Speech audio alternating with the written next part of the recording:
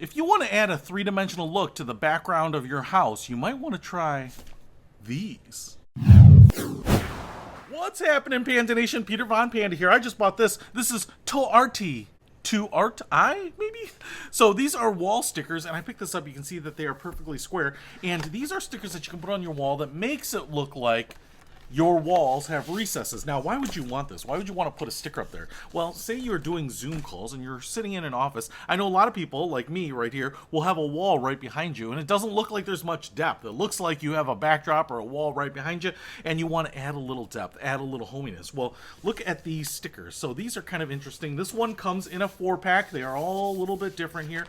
I will show them to you. It looks like we have a vase, a different type of vase, another vase with little evergreens, and then this. So they're all a little bit different, but they all come on this little contact paper here, very flexible. They have a little bit of a shiny sheen to them, but a little pebbling on there. But what this looks like, if you're looking at it, is it looks like it is a box, a recess in drywall where this is sitting in, and then even a light illuminating it from the top. So if I put this back behind me, it looks like I have more design features in my room than I really do. So something like this can just kind of trick the eye, make it feel a little more homey, right? If I had a couple of these behind me while I'm doing my Zoom call, you'd be like, ooh, look, he's got some nice architectural features behind him. So for a lot of people, small home offices, you just want to add a little dimension. Maybe you're just trying to add a little decor and you just want to make it look a little more luxurious. You could certainly do that. So what I actually really wanted these for was to put in my garage, where it's just basically a drywalled box, and see if on some of the flat panels, which aren't very good looking, I could just add a little bit of dimension and make it look like there's something there, especially when I'm filming.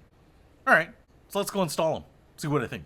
All right, so the big reason I picked these up is I have this garage door here, and there's not much I can do with it because it's gonna move. I don't wanna put anything heavy on it because it has these breaks in it. Anything that I stick on here has to be within the panel so it doesn't get torn or ripped. And I thought I would just add a little bit of dimension by putting these up here. Now, it's not supposed to really fool anyone. It's just supposed to make me feel a little bit more at peace when I'm out here working on my car. So now what I thought I would do is just take these and see if I can space them out. I think I'm just gonna eyeball them and put them 4 across here so that it looks a little more homey in here. Let's try it.